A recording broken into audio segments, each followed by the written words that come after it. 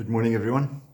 Let me just say straight up that I'm having to record a few videos in advance now because I'm going to be out of action for a couple of weeks. Um, uh, Please don't complain that I'm wearing the same outfit every day.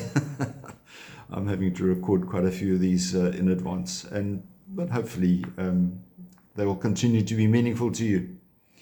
Today we have a look at the first reading today is St. Paul's letter to the Thessalonians, the first letter to the Thessalonians. And one of the things that he says is, do not grieve about those who have died in Christ. And it occurred to me, that grief is something that people deal with in different ways. And it's a topic that has been obviously looked at in many in different ways by spiritual leaders, by psychologists, and so forth. And the one thing we all seem to realize is that there are stages of grief, and normally 5, sometimes they identify 7, but the 5 stages of grief would be denial, and that is when you learn of the death of somebody or the loss of something, because you can grieve about the loss of something without there having to be a death. The loss of something, first stage might be denial, sort of saying, can't believe that it's happened, or I don't want it to happen. The second stage would be possibly anger, that you've had no control over it, nobody asked you, and it was just something you didn't really want to happen, and yet it has.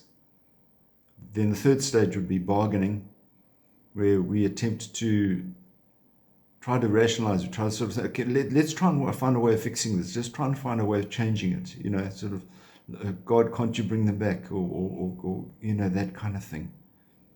Then there's depression sometimes, and depression can be something that stays with you for a long time. Obviously, we're all affected emotionally by it.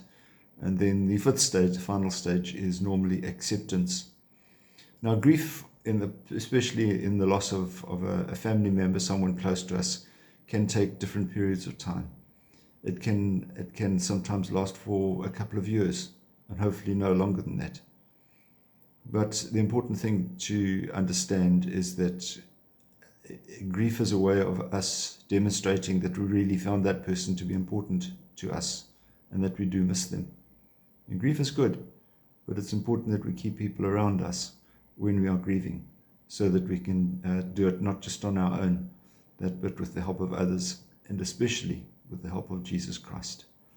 You have yourselves a wonderful day, and we'll see you again. God bless. Bye-bye.